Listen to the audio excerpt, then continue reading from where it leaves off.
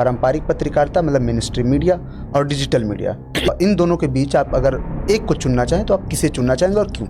Digital media को चुनना चाहूंगा, क्योंकि देखिए मनीष कश्यप के बारे में मैं पॉजिटिव भी बोल सकता हूँ, निगेटिव भी बोल सकता हूँ। मनीष आज भी हम जैसे लोगों से 20 गुना ज्यादा कमाते हैं आज भी। लेकिन दिक्कत यह है कि हॉलीवुड खराब होता है अपने को कोई फर्क नहीं पड़ेगा, बॉलीवुड खराब होगा अपने को कोई फर्क नहीं पड़ेगा, भोजपुरी इंडस्ट्री खराब होगा तो फिर हमारे घर की लड़कियां भी खराब होंगी या हमारे घर के लड़के भी खराब होंगे। ये जो है ना सर्टिफाइड गंदा चीज है। सर्टिफाइड, जिसको कि सर्टिफिकेशन मिला है कि तुम गंदगी करो कोई दिक्कत नहीं है। मैं अगर किसी लड़की का गाल छू दूं बवाल हो जाएगा। पवन भैया रोज खोदते हैं, कोई बवाल नहीं होता है। सर्टिफाइड है, सर्टिफिकेट मिला है, करो बॉस गलती कोई दिक्कत नहीं है। और नहीं तो और ज्यादा व्यूज, और ज्यादा पैसा, और ज्यादा नाम।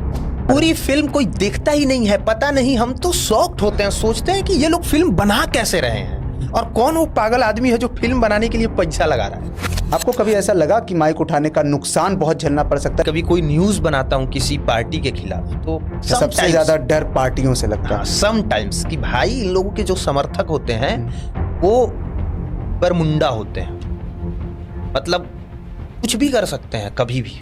मनीष कश्यप के बाद तो थोड़ा बहुत नुकसान सबको झेलना पड़ा जब वो पार्टी से निकले और फिर बीजेपी में गए। तो एक तो आपको लगता है उस समय अगर मनीष कश्यप अपने फेम का यूटिलाइज सही तरीके से करते तो आज बड़ा नाम हो सकते थे मनीष कश्यप बिहार की राजनीति में भी?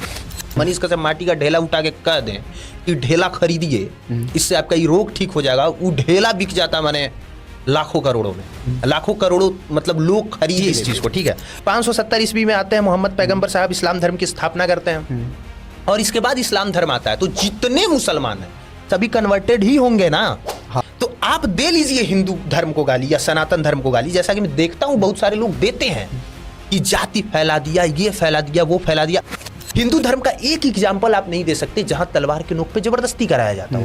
जातिगत छुआछूत भेदभाव सब हुआ, वो गलत था, वो सामाजिक विकृति है, मैं उसको मना नहीं कर रहा। लोग जलाते, कुछ दिन पहले देखा गया पटना यूनिवर्सिटी में कार्यक्रम के दौरान मनुस्मृति की प्रतियां जो है वो जलाई गई। मुझे लगता है कि ये लोग या तो खुद मूर्ख हैं या फिर जनता को ही मूर्ख समझते हैं।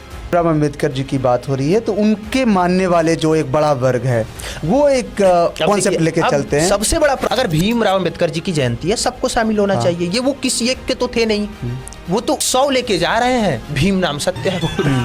वही मैं कह रहा था कि एक बिल्कुल अभी भीम चर्चा करके एक चला रहे हैं, शिव चर्चा को लेकर के। शिव चर्चा नहीं, हम भीम चर्चा करेंगे। ये इतना विशुद्ध नौटंकी है, लोग मजाक तो उड़ाते हैं कि अनपढ़ है, गंवार है, ये है, वो है। भाई सबसे ज्यादा लूटता कौन है? पढ़ा लिखा आदमी लूटता है। कुछ तो नीतीश कुमार के साथ गलत हुआ होगा, कुछ तो गलत हुआ होगा, ये किसको नहीं पता है? वही तो मैं बोल रहा हूं कि यही सबसे बड़ा दुर्भाग्य है। पूरी दुनिया को पता है यहां कुछ गलत हो रहा है, बोल कोई भी नहीं सकता और बोल के कुछ उखाड़ नहीं सकता। क्या हुआ होगा नीतीश कुमार के साथ पर्दे के पीछे? मैं सोचता हूँ क्या हुआ होगा यार। एक आदमी मुख्यमंत्री का पद छोड़ दे। नए पत्रकार बनना चाहते हैं, खासकर डिजिटल मीडिया पे पत्रकार बनना चाहते हैं, उनके लिए कुछ 5 टिप्स आप दे दीजिए दर्शकों।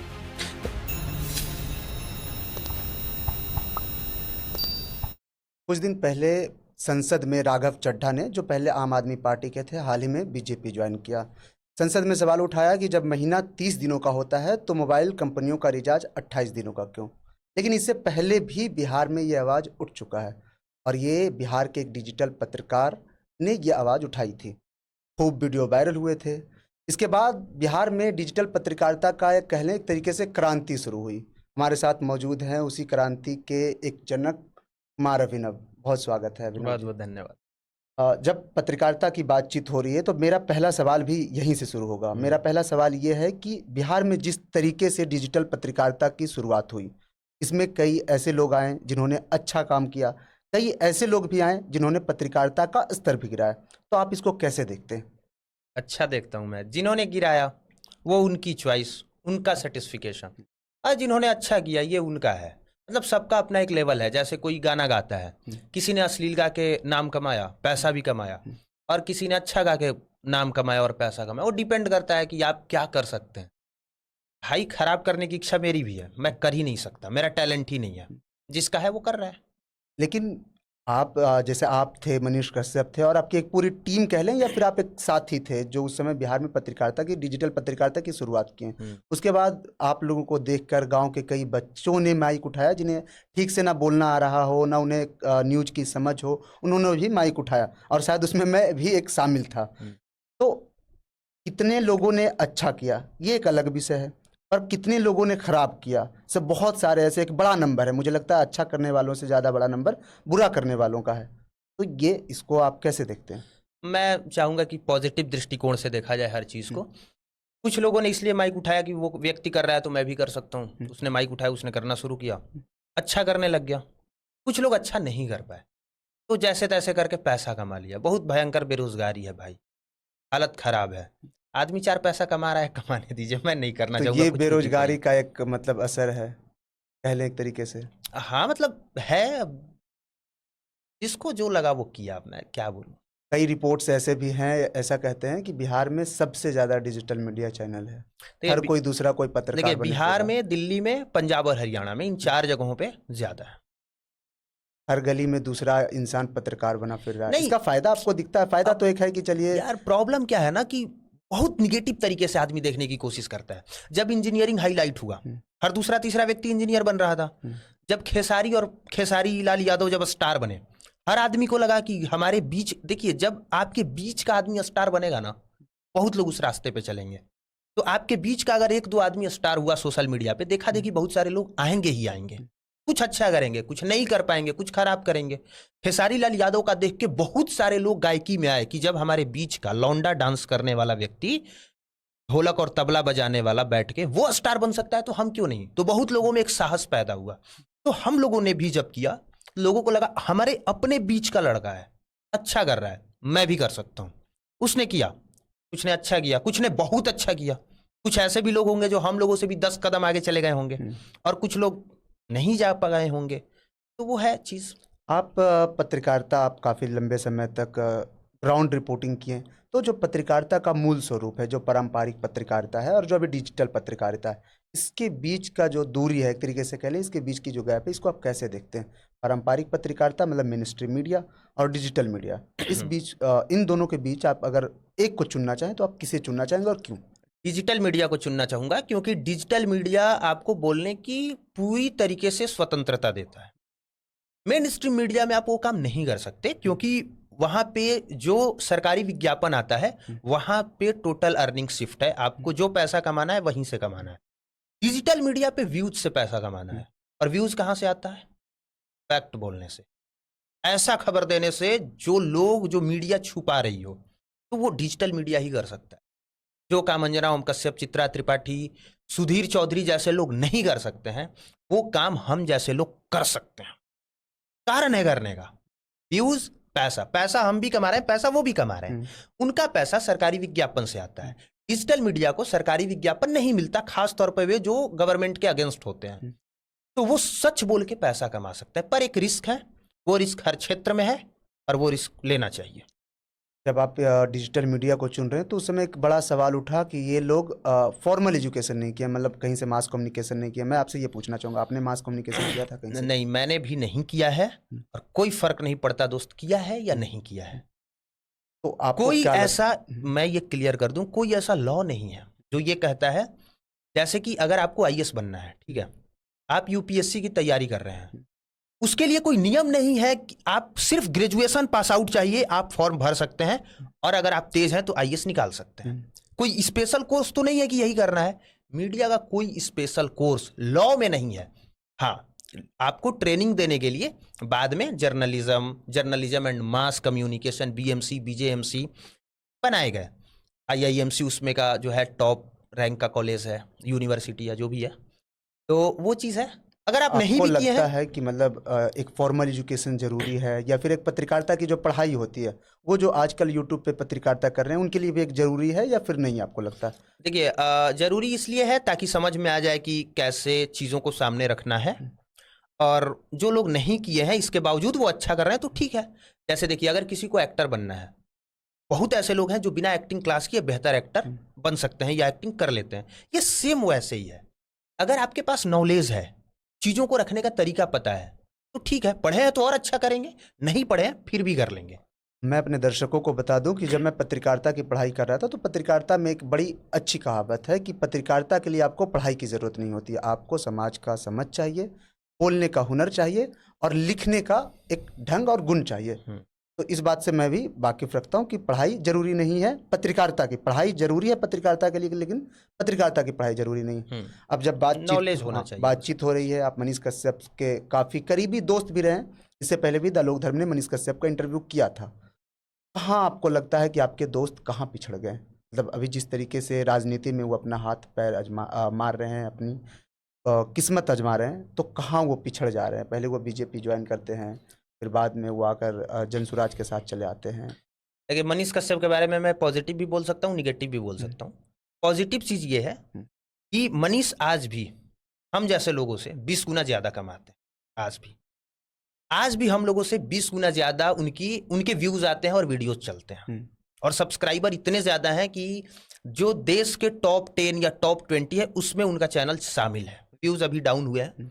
निगेटिव ये है कि एक जो लोग उन पे प्यार करते थे ना, वो चीज़ कम हुआ।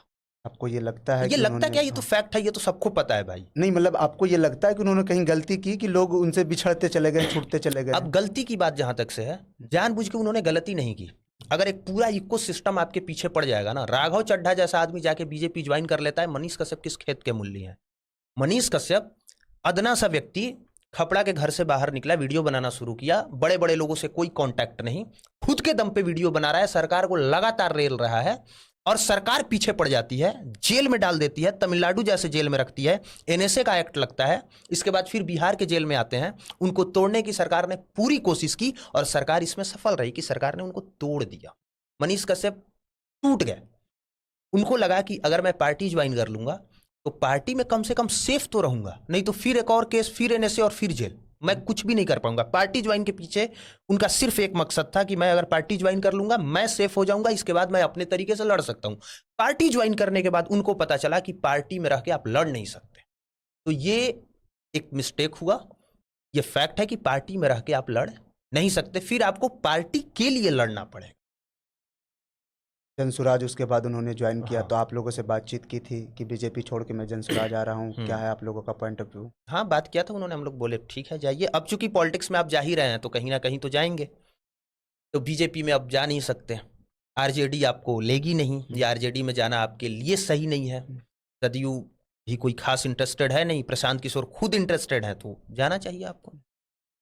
अभी जिस तरीके से उन्होंने एक क्लास चालू किया है digital, Manish Kashyap digital research करके, जहाँ तक मेरी जानकारी है, तो ये इस पे भी काफ़ी सवाल उठ रहे हैं। काफ़ी ऐसे सोशल मीडिया इन्फ्लुएंसर्स हैं बिहार के जो सवाल खड़े कर रहे हैं कि जिनके व्यूज़ खुद नहीं आ रहे हैं, वो लोगों को क्या सिखाएगा?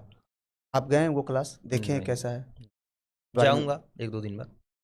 आपको क्या लगता है ऐसे जो क्लासेस चलते हैं उसके बारे में? आप सोशल मीडिया पे अच्छे खासे पॉपुलैरिटी है आपकी, आपने काफ़ी करीब से समझा है उसके एनालिसिस को, तो आपको लगता है कोई? देखिए, सबसे पहले तो ये कहूंगा कि मनीष कश्यप का सवाल मनीष कश्यप से पूछा जाए। दूसरी बात मैं ये कहूंगा कि जैसे उन्होंने क्लास खोला या जो भी किया, काम तो सही है, काम खराब नहीं है। ये आपका डिसीजन है कि आपको उनसे सीखना है नहीं सीखना है। रही बात 10,000 रुपया लेते हैं, ये भी आपका डिसीजन है कि आपको 10,000 में सीखना है या यूट्यूब में फ्री में सीखना है। ये आपका चॉइस है पूरी तरह से। वो कोई गलत काम तो कर नहीं रहे हैं। अब भाई जैसे मान लीजिए कि मुझे लगता है मैं अच्छा बोलता हूँ, मैं अच्छा बोलने का कोई स्कूल खोलूं और मैं बोलूं कि मैं कम्युनिकेशन स्किल लोगों को बताऊंगा और उसके बदले में मैं पैसे चार्ज करूं 50,000, तो कोई ये थोड़ी बोल सकता है कि मैं गलत कर रहा हूं। मेरी इच्छा। अब जिसको सीखना है वो सीखे, जिसको नहीं सीखना है वो मत सीखे। That's it। आपने कब पत्रकारिता शुरू की? कब लगा कि आप पत्रकार अच्छे हैं, अच्छा बोलते हैं और आपको पत्रकारिता करनी चाहिए? 4-5 साल पहले मैंने शुरू। क्या था वो कहानी, बताएंगे हमारे दर्शकों को? मेरे को ऐसे कैमरा पे दिखना अच्छा लगता है, लोग देखें। दो प्रोफेशन बस अच्छा लगता है मेरे को, एक पढ़ाने का और एक दिखाने का। तो मैं पहले पढ़ाता ही था, पढ़ाते पढ़ाते फिर लगा कि दिखाना चाहिए। इसके बाद फिर कोविड काल में जब सब कुछ बंद हो गया था, हम लोग भी माइक उठाए, धीरे धीरे वीडियो बनाना शुरू किया।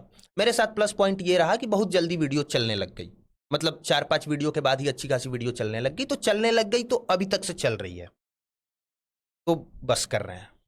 क्या कारण था कि आपके वीडियोस चलने लगे? आजकल बहुत बहुत सारे लोग हैं जो सोशल मीडिया पे आते हैं, संघर्ष करते हैं, कुछ ऐसा टिप्स देना चाहेंगे उन लोगों को? देखिए, बहुत सिंपल सा टिप है कि सबसे पहले रिसर्च करिए। जो कुछ भी कर रहे हैं पहले रिसर्च करना बहुत जरूरी है। आपके पास डाटा होना चाहिए, रिसर्च होना चाहिए, एक्सपेक्टिव रहिए, बीबीसी न्यूज़ हिंदी जरूर पढ़िए और पढ़ने के बाद पूरे डाटा के साथ आइए, ताकि जब लोग देखें और सुने तो लगे कि ये लड़का कुछ तो अलग बता रहा है। बोलने का अंदाज बेहतर हो, कैमरा का क्वालिटी ठीक ठाक हो, ऑडियो क्वालिटी ठीक ठाक हो, तो वीडियो चल जाती है दोस्त। अभिनव जी, आप भोजपुरी पे भी भोजपुरी सिंगर्स के साथ काफ़ी मिलते जुलते रहे हैं और काफ़ी वीडियोस आपके हैं जो भोजपुरी में फैली अश्लीलता को लेकर बनाए। तो भोजपुरी पे ये बहुत आरोप लगता रहा है, बहुत पहले से आरोप लगता है, अभी भी आरोप लगता है कि भोजपुरी बहुत अश्लील है। मैं आपको एक वाक्य बताता हूँ। मैं जब दिल्ली में पढ़ रहा था तो जो मेरे दोस्त थे, खासकर जो महिला मित्र थी बहुत सारी, वो भोजपुरी का नाम सुनते ही ऐसे मुंह बना लेती। हालांकि पिछले कुछ सालों से ये चीज़ बदला है, कुछ अच्छे गाने भी आए हैं जो लोग सुनते हैं पब्लिकली, वो क्लब वगैरह में बजाए जाते हैं। बावजूद इसके भोजपुरी पे जो ये आरोप लगता है, इसे कैसे देखते हैं आप? देखिए, सबसे पहले तो अश्लील हर चीज़ है और बहुत बड़े लेवल पे अश्लील है। जैसे हिंदी इंडस्ट्री में जाइए, बॉलीवुड इंडस्ट्री, आप हॉलीवुड में जाइए तो वहां इससे 20 गुना ज्यादा अश्लीलता है, 20 गुना ज्यादा। अब हॉलीवुड का मैं आपको बता रहा हूं, मैंने हॉलीवुड की 2-4 ऑस्कर विनर फिल्में देखी। मैंने इसलिए देखा कि ये फिल्म क्यों है, क्या ऐसा है कि ऑस्कर इसको मिला। आप यकीन नहीं करेंगे दोस्त, उसमें तो पूरा न्यूड सीन था, पूरा न्यूड सीन, और मतलब भयंकर तरीके से वल्गर सीन। आप वी कांट इमेजिन यार। तो अश्लीलता वहां भी है। हाँ। बॉलीवुड में थोड़ा सा कम है, भोजपुरी में थोड़ा और कम है। अच्छा, भोजपुरी में कम है? मैं बता रहा हूं। अब जैसे क्या है कि भोजपुरी जो है वो रीजनल लैंग्वेज है, हमारी आपकी भाषा है, तो चीजें यहां तक पहुंचती हैं। हिंदी यहां तक नहीं पहुंचती, हिंदी यहां तक पहुंचती है और हॉलीवुड इससे भी कम पहुंचती है। तो अपने को लगता है कि भोजपुरी ही ज्यादा अश्लील है। अब प्रॉब्लम क्या है, जैसे कि आप हॉलीवुड के गाने देखेंगे, उसमें गायिका आती है, कपड़े पूरा उतार देती है, सिर्फ ब्रांड बिकनी, और उसमें भी गलत इशारे करके गाने गाती है हॉलीवुड में। बॉलीवुड में थोड़ा सा कम, भोजपुरी में थोड़ा और कम। ब्रा और बिकनी पे कोई हीरोइन यहाँ गाना नहीं गाती, ठीक है। पर चूंकि अब यहाँ पे जो भोजपुरी में करते हैं ना, वो डायरेक्ट यहाँ पहुंचता है, तो बहुत ज्यादा गंदा लगता है। यही बात है कि जब रीजनल चीज खराब होगा, क्योंकि उससे हमारी संस्कृति जुड़ी है, वो थोड़ा सा भी खराब होगा तो ज्यादा खराब लगेगा। तो नो डाउट खराब है, अश्लीलता है, बट हम कंपेयर नहीं कर सकते। कंपेयर करेंगे तो वो ज्यादा खराब है। लेकिन दिक्कत यह है कि हॉलीवुड खराब होता है, अपने को कोई फर्क नहीं पड़ेगा। बॉलीवुड खराब होगा, अपने को कोई फर्क नहीं पड़ेगा। भोजपुरी इंडस्ट्री खराब होगा तो फिर हमारे घर की लड़कियां भी खराब होंगी या हमारे घर के लड़के भी खराब होंगे। तो मतलब आप ये मानते हैं कि भोजपुरी में अश्लीलता है और ठीक ठाक लेवल पे है? बहुत भयंकर लेवल पे है। अच्छा। मैं ये नहीं बोल रहा हूं कि नहीं है, मैं बोल रहा हूं कि ये जो है ना, सर्टिफाइड गंदा चीज है।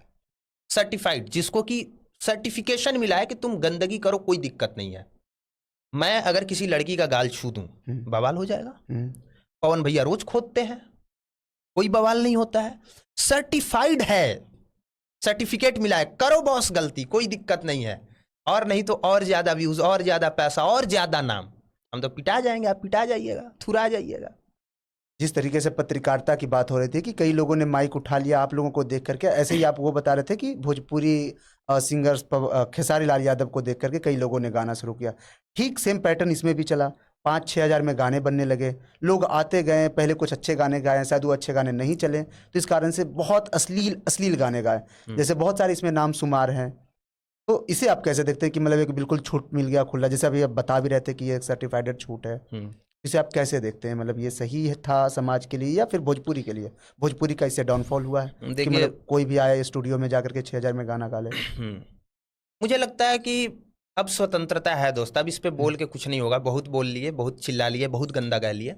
स्वतंत्रता है, आपको जो करना है करिए, जैसे करना है करिए। हमारा समाज इतना विकृत हो चुका है, इतना गंदा हो चुका है कि अब किसी को कोई फर्क नहीं पड़ता कि क्या गंदा है और क्या सही है।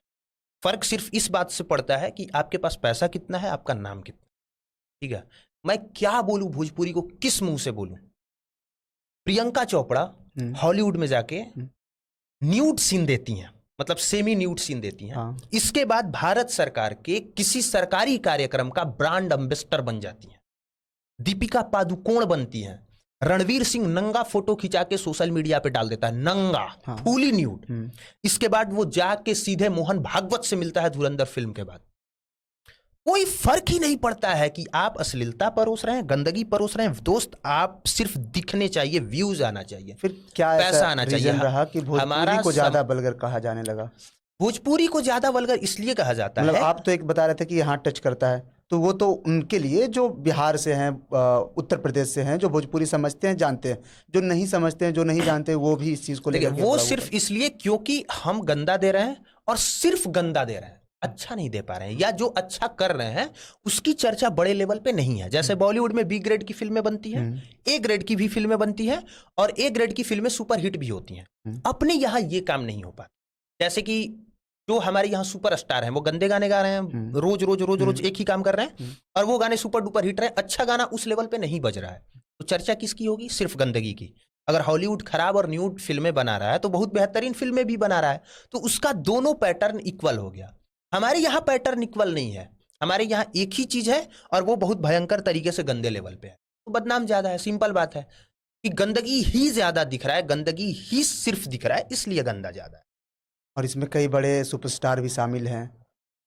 हाँ, बड़े बड़े सुपरस्टार, खेसारी पवन की जो बात होती है इंडस्ट्री में, एक ये चलता है कि एक्टर कोई नहीं दोस्त है। पता है मेरा मन बहुत है पवन खेसारी को गाली दूं, खराब बोलूं, बुरा बोलूं, पर कैसे बोलूं? मैं जिस पवन सिंह को खराब बोलूंगा, मैंने बहुत बार बोला भी है, वो पवन सिंह कल गए सांसद बन जाएंगे। कैसे सांसद बनेंगे? पार्टी मैं खराब बोल रहा हूं, पार्टी उनको टिकट दे रही है, जनता वोट कर रही है। तो चूतिया हम होंगे ना कि पवन सिंह को खराब खराब खराब लगातार बोले जा रहे हैं। समाज का पैटर्न हमको भी तो समझना पड़ेगा कि समाज का पैटर्न ये है कि खराब और अच्छा से कोई फर्क नहीं पड़ता है। यहां जो चीज दिख रहा है, जो चीज बिक रहा है, वो सब ठीक है, और पार्टी आपको पहले हाथों हाथ उठाएगी, मोदी जी पहले सम्मानित करेंगे।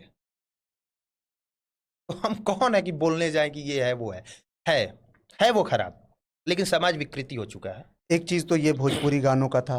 अब एक ये सवाल होता है कि भोजपुरी इंडस्ट्री बहुत डूब चुकी है, मतलब फिल्म इंडस्ट्री जो है वो बहुत डूब चुकी है, घाटे में चलती है, एक्टर नहीं है, सारे सिंगर्स जो है वो एक्टर बने जा रहे हैं, जिनको गाना आता है वो एक्टिंग में भोजपुरी फिल्म कोई देखता ही नहीं है, पता नहीं, हम तो शॉक्ड होते हैं, सोचते हैं कि ये लोग फिल्म बना कैसे रहे हैं, और कौन वो पागल आदमी है जो फिल्म बनाने के लिए पैसा लगा रहा है। 25-30 लाख रुपए बजट भी चला जाता है। हाँ, मतलब हम सोचते हैं कि YouTube से तो इतनी कमाई होती नहीं होगी। होगी। वो मूर्ख प्रोड्यूसर है कौन जो इनके फिल्मों में पैसा लगा रहा है? क्योंकि आदमी एक दिन भी फिल्म नहीं देखने जाता है, एक दिन भी नहीं। अभी गुंजन सिंह का मगध पुत्र आया है, कौन से हॉल में लगा होगा, कितने आदमी जाके देखे होंगे, हमको नहीं पता। फिर कमाई कहाँ से करते हैं? नहीं पता है भैया। हीरो लोग तो स्टेज प्रोग्राम से कमा लेता है, गाना से, यूट्यूब चैनल से कमा। फिल्म ये लोग कैसे बना लेता है, कैसे एक के दिन में हॉल से निकल जाता है, कैसे कमाता है, हमको नहीं पता। फिर फिल्म बनाता है। ये चीज हमारे समझ से परे है। अगली बार किसी ठीक ठाक कलाकार से मिलूंगा, पूछूंगा भैया कहाँ से कमाते कैसे हैं, ये बताइए, कैसे वापस आता है आपका पैसा? हाँ। अभिनव जी, आपने पत्रकारिता किया, काफ़ी लंबे समय तक आपने माइक उठाया। आपको कभी ऐसा लगा कि माइक उठाने का नुकसान बहुत झेलना पड़ सकता है? जैसे मनीष कश्यप के साथ हुआ, FIR वगैरह हुआ, जिस खबर के लिए उनके ऊपर FIR हुआ, तो वो ऑलरेडी मेन स्ट्रीम मीडिया में चला भी था उससे पहले। जहाँ तक मुझे याद है, उस समय दैनिक भास्कर ने भी उसको चलाया था, न्यूज़ 18 ने भी चलाया था, लेकिन FIR सिर्फ मनीष कश्यप पे हुआ। आपके साथ कभी ऐसा हुआ है? कभी कोई थ्रेट्स वगैरह आए हैं? ये सब हमेशा होते रहता है। हम निवेदिता थोड़े हैं कि सीधे आके बोलेंगे कि मुझे रंडी बोला जा रहा है। वो बोली, मैं शौक था सुन के यार कि ये क्या इंस्टा पे डाल रही है, या हम लोग अभी मैं वीडियो निकाल के देखूंगा अपना, उसमें 76 को गाली दिया गया होगा। कोई भी वीडियो हो, गाली तो रहती है। मैं एक वीडियो बनाने लग जाऊं कि मुझे ये कहा गया, मुझे वो कहा गया, मैं ये क्यों करूंगा? व्यूज के लिए। उसका व्यूज नहीं जा रहा था, वो आके बोल रही है कि हमको रंडी बोला गया। अरे बोला जाता है भाई, सोशल मीडिया पे आप डालोगे, लोग अपनी प्रतिक्रिया तो व्यक्त करेंगे ना। तो मैं वो चीज नहीं हूं दोस्त। धमकी हो या जो भी हो, वो मिलते रहता है, बहुत ही नॉर्मल। नुकसान कभी उसका उठाना पड़ा है आपको? लगा हो कभी ऐसा कि माइक मैंने उठा के गलती कर दी, कुछ और प्रोफेशन चुन लेता? ये कभी कभी लग सकता है, लेकिन इसके लिए मेंटली तैयार होना पड़ेगा। माइक उठाए है ना, रिस्क हो सकता है यार कभी ना कभी उठाना पड़े। आपके साथ कभी ऐसा हुआ? नहीं, मेरे साथ अभी तक नहीं हुआ है। आई एम सेफ अभी तक से, पर मेंटली मैं तैयार हूं कि कभी मैं कोई ऐसा खबर क्रैक कर दूं, कभी कुछ ऐसा बोल दूं जो लोगों को बुरा लग जाए, किसी की धार्मिक भावनाएं आहत हो जाएं, या फिर किसी सोसाइटी को बुरा लग जाए, तो हो सकता है नुकसान उठाना पड़ सकता है। अभी तक कुछ ऐसा नहीं हुआ है? कोई डेथ थ्रेट्स आए हो ऐसे कॉल करके बिल्कुल ऐसे हाँ, अचानक वैसे गले आ आते जा रहा रहते हैं, वैसे बहुत आते हैं, वैसे बहुत आते हैं। कोई ऐसा किस्सा? मैं पहले सीरियस लेता था उसको, और मेरे को थोड़ा अजीब लगता था, है ना, मैं डील करना चाह, पर अब मैं बहुत मजा लेता हूँ। कोई अगर ऐसा किस्सा जो बताना चाहें, दिलचस्प लगा हो आपको कि कोई ऐसे डेथ थ्रेट कॉल कर रहा हो और बिल्कुल आप शॉक्ड हो, बिल्कुल आपको ऐसा लग रहा हो कि मतलब कि बाहर नहीं जाऊं, कुछ ऐसा कि कुछ हो सकता है मेरे साथ? नहीं, उतना डर तो कभी नहीं लगा कि अच्छा। मेरे साथ कभी कुछ हो जाएगा, बट हाँ, कभी कभी कोई न्यूज़ बनाता हूँ किसी पार्टी के खिलाफ, तो अच्छा, सबसे ज्यादा डर पार्टियों से लगता हाँ, है? सम टाइम्स कि भाई इन लोगों के जो समर्थक होते हैं हम्म, वो बरमुंडा होते हैं, मतलब कुछ भी कर सकते हैं कभी भी। तो वो कभी कभी लगता है, मैं सब्जी वब्जी खरीद रहा हूँ, कहीं ऐसा ना पीछे से कोई आए, कॉलर पकड़े, बोले साला तू ऐसे कैसे बोला था, मार दे दो थाप सबके बीच में। वो चीज कभी कभी लगता है। पर ठीक है, यहाँ पूरी तरह से तो सुरक्षित कोई भी नहीं है, ट्रम्प पे गोली चल जा रहा है तो हम लोग कौन है। 2023 में मुझे याद है विनब जी, मैं आपसे पहली बार मिला था, तब आपके बहुत बहुत फॉलोवर्स थे, बड़ा क्रेज था आपका, जहाँ चलते थे लोग पहचान जाते थे। अभी कुछ दिनों से डाउनफॉल आया आपके लाइफ में, मुझे जहाँ तक लग रहा है, मुझे नहीं पता आपको ये लग रहा होगा या नहीं लग रहा होगा, तो डाउनफॉल आया। आपको लगता है बीच में आप गायब भी शायद हो गए थे कुछ दिनों के हाँ, लिए? मैं 2-3 महीने, मतलब हाँ, बीच में तो आपने ये डाउनफॉल का क्या कारण रहा, क्यों गायब हो गए थे? मन नहीं कर रहा था बनाने का न्यूज़। फिल्मों में ट्राई कर रहे थे, मुझे पता है आपने नहीं, शायद एक गाना वाना भी किया था कुछ फिल्म ऐसा। में तो मैं 3-4 साल पहले की वो बात हो गई, हम्म, वो तो बात खत्म हो गई। आई एम प्राउड कि यार हमने ऐसा कोई काम किया जिसको लोग अभी तक से याद रखे हैं। वो तो मैंने 4 साल पहले किया था। वो भी बस दिखने का था कि दिखना मुझे अच्छा लगता है तो चलो फिल्म कर हाँ, लेता हूँ, हाँ, हाँ। ऐसा कुछ था नहीं? ऐसा कुछ मतलब स्पेशल विजन नहीं था, वो था हम्म, कि हाँ ठीक है, करके देखते हैं, अभी उम्र है, हम्म, अभी भी उम्र है। आदमी इस उम्र में नहीं करेगा तो कब करेगा, बूढ़ा होगा तो कुछ करेगा नहीं। हम्म। मान लीजिए मेरा कोई गाना बनाने का मन कर रहा है, मैं बना सकता हूँ यार, स्वतंत्र हूँ मैं। मेरा फिल्म बनाने का मन करे, सीरियल बनाने का मन करे, मैं कर सकता हूँ। एक गाना आया था आपका अभिनव, आपके ऊपर किसी सिंगर ने गाया हाँ, था, रॉय मुझे याद रॉय नहीं है। रजनीश ने। हाँ, तो ये खुद गाते हैं गाना या फिर आप लोग गवाते हैं पैसा वैसा देकर? नहीं, जो उस समय बहुत सारे लोगों ने गाना हाँ, गाया था, तो उस समय गाना लोग इसलिए गा रहे थे क्योंकि उनके गानों पे व्यूज आ रहे हैं। अच्छा। तो कोई भी आदमी चाहता है कि हम इन पे गाने गाएं और व्यूज आए, तो व्यूज के लिए लोग करते हैं। जैसे अगर मेरे हम्म, खिलाफ अगर कोई कुछ बोलेगा तो इसलिए कि व्यूज आ जाए, हम्म। और अच्छा बोलेगा तो भी व्यूज आ जाए, मेरे सपोर्ट के लिए नहीं बोलेगा। ठीक है, तो ये बात है, उनको व्यूज मिल रहा है, पैसा मिल रहा है तो कर रहे हैं। तब आते थे व्यूज, अभी नहीं आएंगे, जैसा आपने बोला डाउनफॉल है। हम्म। तो अभी लोग गा भी दे तो नहीं आएगा, तो कोई गा भी नहीं रहा है, तो अभी अगर कोई गाना आ जाए तो समझ जाइए पैसा दे के गवाए। उस समय पैसा नहीं देकर के उस नहीं समय कर रहे? जरूरत ही नहीं थी, पर अभी वो सही बात है, डाउनफॉल आई फील क्या की। रीजन इसका रहा है विनव जी? मनीष कश्यप के बाद तो थोड़ा बहुत नुकसान सबको झेलना पड़ा, जो जब वो पूरा, पार्टी से निकले हाँ, और फिर बीजेपी में गए, तो एक तो सबके दिमाग में मेंटली गया। उससे पहले ये था कि ये लोग समाज के लिए कर रहे हैं, जब मनीष कश्यप जी वो गए उसमें बीजेपी में, तो फिर सबको लगा कि ये सब भी वैसे ही है। एक तो दिमाग में जाता है। दूसरी बात, जब वो जेल में गए तो हम लोग भी थोड़ा सा वो हो गए कि मतलब एक होता है ना डर अंदर लगना है कि अगर मनीष को ठेल सकता है अंदर, तो फिर हम लोग को भी बिना किसी गलती के ठेल सकता है, क्योंकि मनीष कश्यप की उसमें कोई गलती थी ही नहीं। आपको भी पता है, हमको भी पता है। तो वहां पे थोड़ा सा काम रुक गया। इसके बाद फिर फेसबुक का प्रॉब्लम आया कि फेसबुक ने रेवेन्यू देना कम कर दिया, तो फिर थोड़ा सा और कम हुआ। बट इसके बाद जब ऑलरेडी चैनल और नाम ब्रांड बन चुका है, तो इतने ऐड मिल जाते हैं कि अब ठीक है सब, तो अब कर रहे हैं कोशिश। डाउनफॉल होकर के भी सब पटरी पे चल रहा है। हम्म। जिस समय मनीष कश्यप के ऊपर एफआईआर हुआ था, उस समय मनीष कश्यप, मुझे याद है वो जेल आए थे, जेल से निकलने वाले थे, बहुत सारे लोग आए थे पटना, दूर दूर से, पटना जंक्शन पे बहुत लोग सोए थे, जेल के बाहर थे। तो आपको लगता है उस समय अगर मनीष कश्यप अपने फेम का यूटिलाइज सही तरीके से करते तो आज बड़ा नाम हो सकते थे मनीष कश्यप बिहार की राजनीति में भी? मनीष कश्यप बहुत बड़ा नाम थे, वो तो हाँ। एक मिस्टेक हो गया, और वो तो गवर्नमेंट ने कराया जानबूझ को, तो मैं पहले ही बोल चुका हूँ, वो तो हुई गलती, पर क्या कर सकते हैं, तो आगे बढ़ सकता है सब कुछ। नहीं, मतलब मेरा ये सवाल था कि अगर उस समय सही से यूटिलाइज करते हैं, जैसे उस समय बात चल रही थी कि मनीष कश्यप अपनी पार्टी बनाएंगे, खुद आएंगे इलेक्शन में, उस समय शायद मुझे याद है खान सर ने भी सपोर्ट मनीष किया था कश्यप जब जेल से बाहर निकले, क्या बहुत हुआ बड़ा था उस नाम समय, बन चुके कैसे थे, बीजेपी कैसे ज्वाइन किए? बहुत बड़ा नाम बन चुके थे, इतना बड़ा नाम कि अब सारे सोचिए मत। मिनिस्ट्री मीडिया में चल रहा है, पूरा मेन स्ट्रीम इंटरव्यू मीडिया, वगैरह। सोशल मीडिया, व्यूज, भाई साहब छप्पड़ फाड़ के, और लोग जो बिलीव कर रहे थे मनीष कश्यप माटी का ढेला उठा के कह दें कि ढेला खरीदिए, इससे आपका ये रोग ठीक हो जाएगा, वो ढेला बिक जाता माने लाखों करोड़ों में, लाखों करोड़ों मतलब लोग खरीद लेते। उस लेवल पे मनीष कश्यप की फैन फॉलोइंग, मनीष कश्यप के ऊपर विश्वास था। अब जब पार्टी ज्वाइन किए तो फिर वही राघव चड्ढा वाला हाल हो गया। फिर राघव चड्ढा इतने दिनों से आम आदमी की आवाज उठा रहे थे और फिर बीजेपी में चले गए। पिछले तो 24 ये- घंटे में राघव चड्ढा के 1.6 मिलियन फॉलोवर्स गायब हो गए हाँ, तो इंस्टाग्राम। ये न खेल विश्वास का है। अब पवन सिंह पार्टी बदलें या कुछ भी करें, पवन सिंह से उम्मीद गानों को लेके है, उनके कर्तव्य को लेके नहीं है, ड्यूटी को लेके नहीं है। मनीष कश्यप से उनके कर्तव्य को लेके था, इसलिए प्रॉब्लम हुआ। जैसे कि मैं एकदम सलील छोड़ा लगता हूं ना, अश्लील तो नहीं लगता, नहीं नहीं बिल्कुल है ना, मैं शरीफ आदमी लगता हूं। अब अगर मैं मार दूं किसी को एक कंटाप जोर से, या फिर मैं किसी लड़की के ढोणी में बियर डाल दूं, इतना गलत इंप्रेशन जाएगा। वही पवन सिंह करें तो नहीं जाएगा, या खेसारी करे तो नहीं और जाएगा, लोग ताली बजाएंगे। हाँ, क्योंकि सबको लेके एक इमेज दिमाग में क्रिएट है। तो मुझे लेके जो दिमाग में लोगों का इमेज क्रिएट है, वैसे ही मुझे रहना पड़ेगा और रहना चाहिए। अब समय रहना रोज गाली देता है, कोई फर्क नहीं पड़ता। रणवीर इलाहाबादिया दे दिए, प्रॉब्लम हो गया। तो इमेज का खेल है सारा। तो मनीष कश्यप का जो इमेज बना था वो अलग लेवल का बना था, इमेज ब्रेक हुआ, प्रॉब्लम हुआ। अब कुछ पर्सनल सवाल पे आते हैं। इंटरव्यू चल रहा है आपका, तो पर्सनल सवाल आपके तो होने ही चाहिए। आपने शादी किया अभी तक या नहीं किया? अभी कुंवारे हैं? अरे प्रेम प्रसंग कुछ रहा है ऐसा? नहीं। किसी से कोई प्रेम नहीं? कैसा मानते हैं आप? बिहार में खासकर देखा जाए अभी भी बड़े स्तर पे इस चीज़ की स्वीकार्यता नहीं है समाज में। किस चीज प्यार को लेकर है? दो अभी नहीं, अभी बहुत ऐसे सारे आते हैं ऑनर किलिंग के मामले। मतलब बड़ा अभी लेवल है, अभी बहुत बदलाव की ज़रूरत है। इसको आप कैसे देखते हैं? जो समाज में संस्कृति की बात होती है, खासकर प्रेम से जोड़कर जो संस्कृति की बात होती है। हाल ही में कुछ दिन पहले एक वीडियो वायरल हो रहा था सोशल मीडिया पे, मुझे याद है, हालांकि वो बिहार का नहीं था।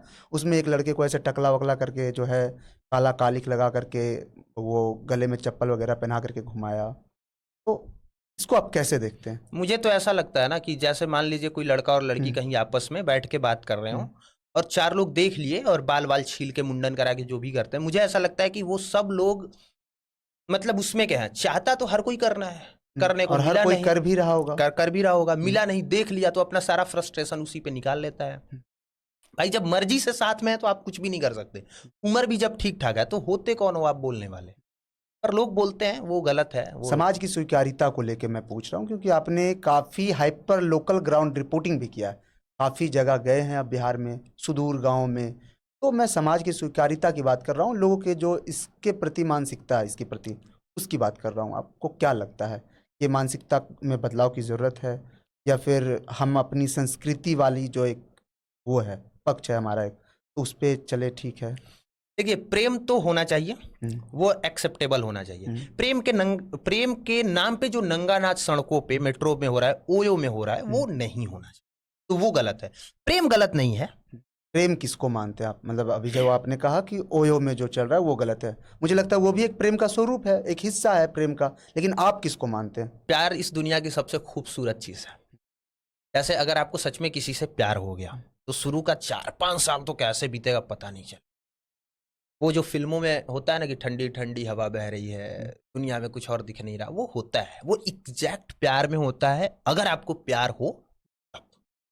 और ये 4 साल 5 साल तक फिर दुनिया नहीं दिखती है।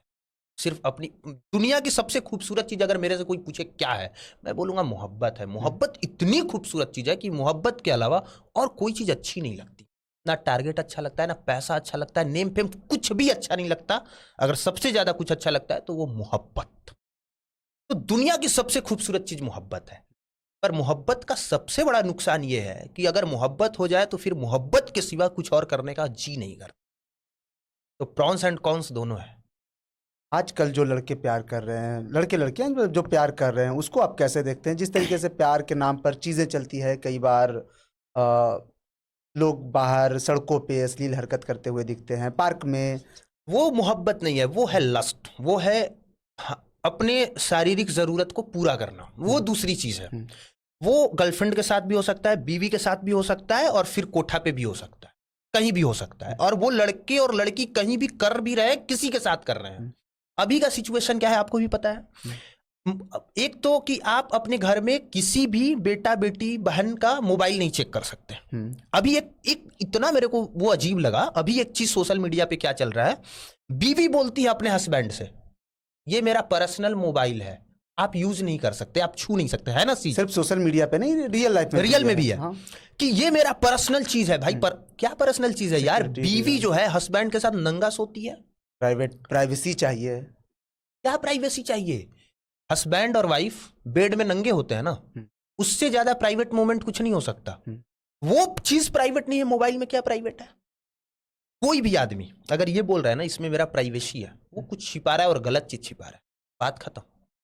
तो वो आजकल गलत- मोहब्बत के नाम पे जो भी हो रहा है वो सिर्फ और सिर्फ नंगा नाच हो रहा है और कुछ भी नहीं हो रहा। पर इसी में अब मोहब्बत की एक और खूबसूरत चीज ये है कि अगर 14-15 साल में हो गई, होती तो भाई अलग अलग टाइम पे है। एक मोहब्बत 14-15 साल में होती है जब आदमी टीनेज की उम्र में होता है, टीनेजर्स होता है। एक मोहब्बत होती है 20 से 25 के बीच में, और एक मोहब्बत होती है फिर 30 के अराउंड। अब तीनों अलग अलग चीजें हैं। जैसे जिसको बहुत कम उम्र में लग रहा है कि मोहब्बत है, वो अट्रैक्शन है, वो मोहब्बत नहीं। 14-15 साल वाले वो क्योंकि अभी लड़का दुनिया देखा नहीं होता है। मैं एक बहुत खूबसूरत चीज बता रहा हूं, जैसे गांव से कोई लड़का पटना पढ़ाई करने के लिए आता है, ठीक है। अब पटना आते पगला जाता है, फिर उसको खूबसूरत खूबसूरत लड़की दिखती। कितने साल में पटना आता है अपने गांव से? 14-15 की उम्र में मैट्रिक पास करके आता है, इंटर पास करके आता है। वो पगला जाता है, उसको हर लड़की सुंदर लगती है, हर लड़की से प्यार करना चाहता है। तो वो अट्रैक्शन है। यही उम्र है जिसमें प्यार होता ही नहीं है, सिर्फ अट्रैक्शन होता है। लेकिन जब आप 20 क्रॉस करते हैं तब थोड़ी थोड़ी सी, बहुत नहीं, थोड़ी थोड़ी सी समझदारी आती है, फिर आप चूज करने लगते हैं। 14-15 की उम्र में चूज नहीं करते, फिर जो मिल जाए उससे बात करते हैं। 20-25 की उम्र तक आप फिर नो कहना सीख जाते हैं। अगर 3 लड़की आपके सामने है, आप तब तक समझ जाते हैं कि इसमें से 2 को ना कहना है, मेरे को एक ही कोई चाहिए। तो वो थोड़ा सा ठीक है।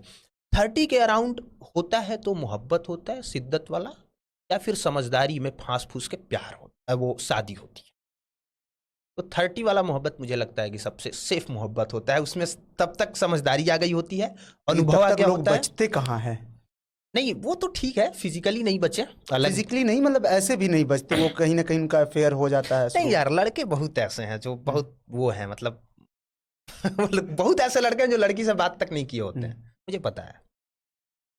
विकृति सर एक हैं, उन्होंने कहा था कि प्यार की एक बुरी बात यह है कि प्यार और पढ़ाई एक ही समय करना होता है। सही बात है। और लोग इसी में फंस जाते हैं, इसी में फंस जाते हैं। करियर भी अपना ले डूबते हैं और प्यार भी ले डूबते हैं। वो सही बात है। क्या लगता है आपको इस समय क्या करना चाहिए? और शायद ये नहीं उनकी गलती भी नहीं होती है। दिक्कत ये है ना कि आप चाहे कितना भी उनको समझा दीजिए, किसी को समझा दीजिए, ये फेज से हर आदमी गुजरा है और गुजर के जाना होगा। अगर कोई आपको समझा रहा है ना, दोस्त मोहब्बत मत कर, बहुत खराब चीज है, मारो उसको एक तबड़ाक पहले, चला मोहब्बत भी की जाती है, हो जाती है ना। दूसरी बात, हो गई तो समझाने से वो रुक जाएगी। ये ऐसा चीज है ना कि इस फेज से आपको गिरना है, जिंदगी में आगे बढ़ना है, मोहब्बत करना है, दिल तोड़ना है, दिल तोड़वाना है, हर चीज करना है। आप बच के नहीं जा सकते। ये वो रास्ता है जिसमें पैर रखना ही रखना है। दुनिया का कौन ऐसा लड़का होगा जिसको कभी ना कभी किसी ना किसी एक लड़की से मोहब्बत ना हुआ हो, दिल ना टूटा हो और वो दिल ना तोड़ा हो? तीनों चीज। पहले आदमी मोहब्बत करता है, लड़का या लड़की, दिल भी टूटता है और इसके बाद वो दिल भी तोड़ता है। कौन ऐसा लड़का होगा जो लड़की को चीट ना किया हो?